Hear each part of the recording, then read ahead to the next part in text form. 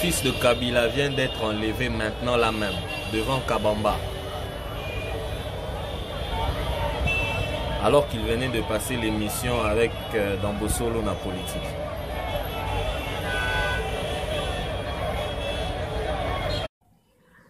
Mbutu nyonso boza komona wana pe boza koyoka sur l'avenue Kabambare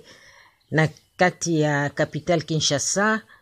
Ezali que bauti to employé terme ko enlevé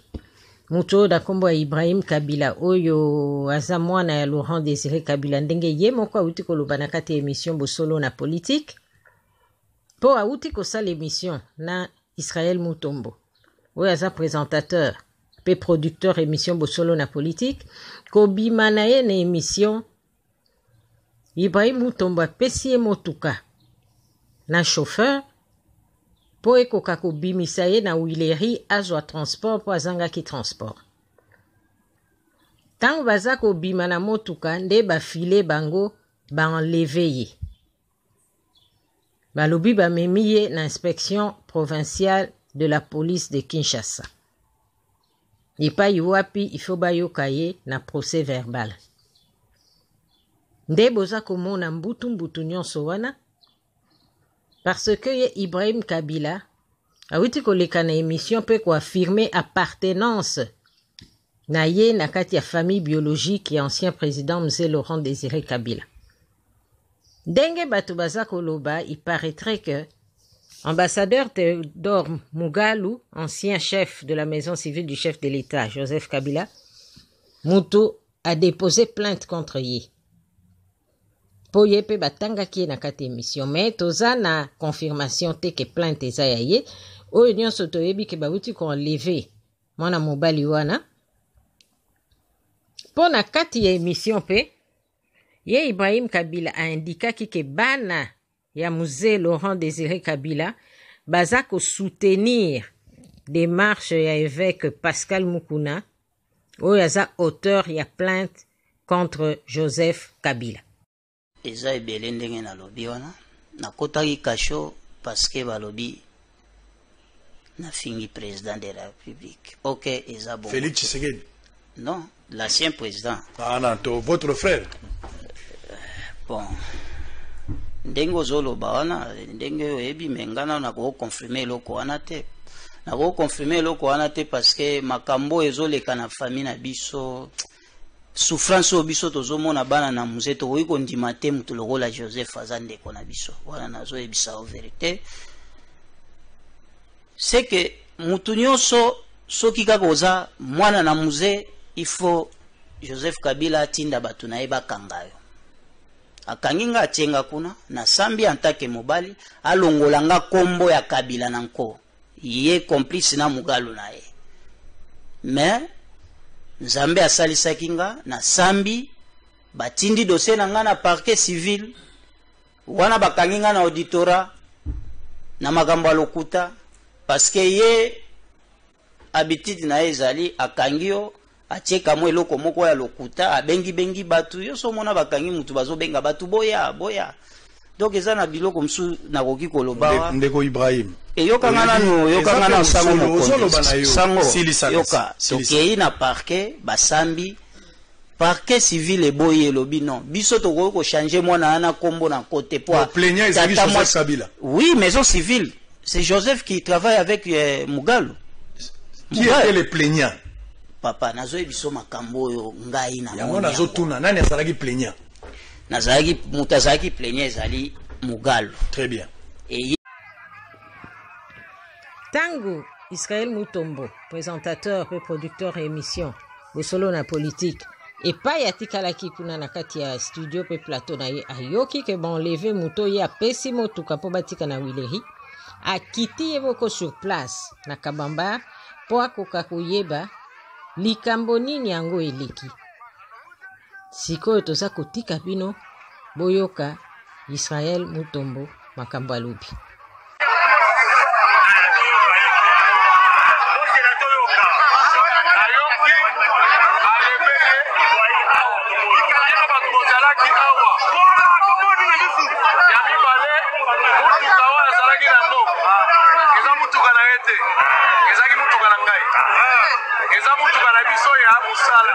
ntango ye aye na mosala aye mission azalaki na motuka te biso lokola ekola bimati na kuleli aya kozwa transport ozwa taxi akende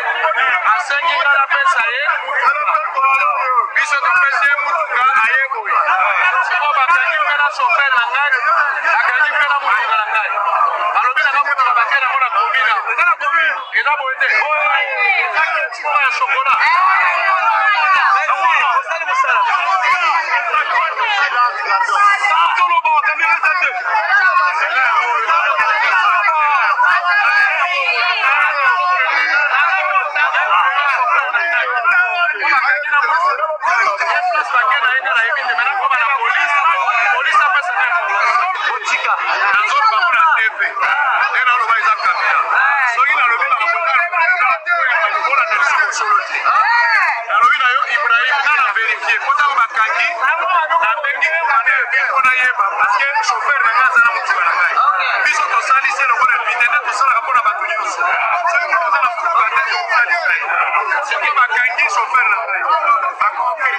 azali na commissariat provincial ya mpepa ya Kasongo ayena lokona libere chauffeur na ngai na libere mpe na mutuka mpo bakangi ya nano mani te aza na commissariat provincial mpepa ya Kasongo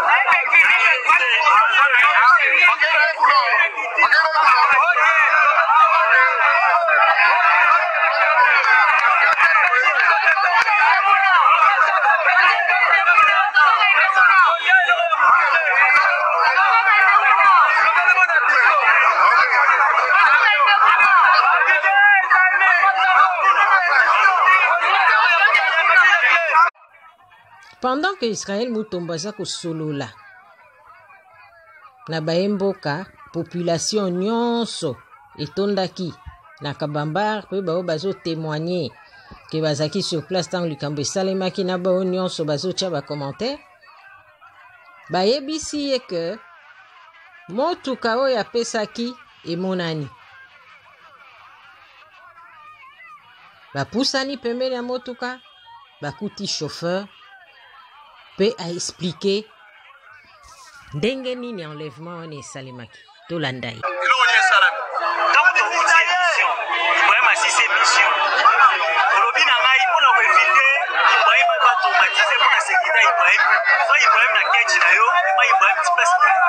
ibrahim ezali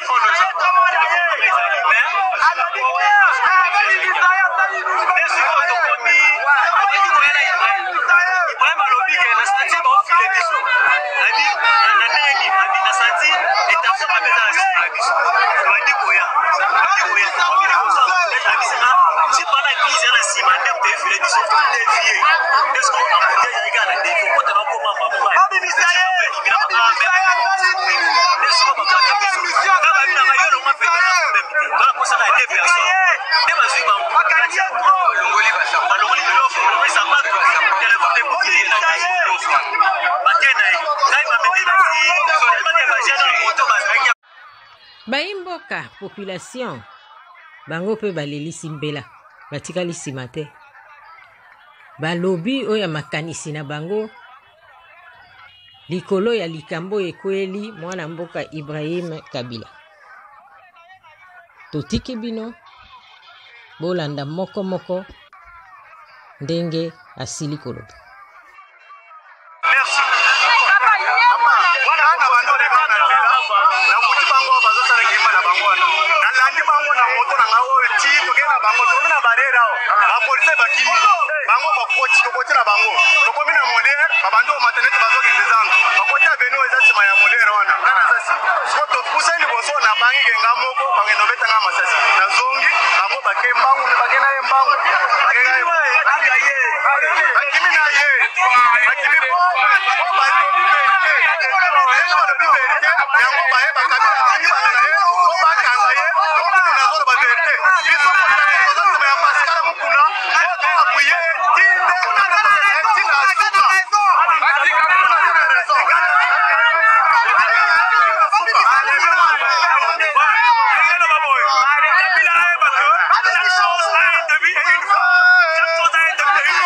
Aujourd'hui,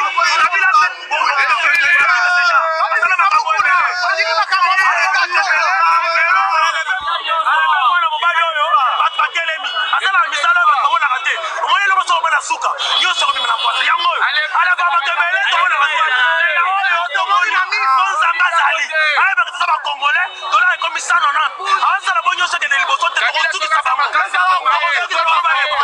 biso tolandi mwana wana bien du début à la fin alobi busolo na politique mwana wana alobi abandi ke ayekolakisa vérité parce que nani lukuta eleki mingi na Congo awa aexplike ndenge nini famille na bango ebandaki ntina ndenge na badifficulté nyonso bango afingi ni mutu te mpona nini baintimidation ya boye baintimidation aza libre toza na kati ya état de droit aza libre ya koloba soki alobi mabe soki alobi malamu l'état de droit esengi biso nyonso tosala bongo nalobi boye babomela biso baloba na ngai ya suka babomela biso mwana wana te asufrire mingi bakangi ye na nzambe aprotege ye ti lelo bana wana bazoma ye te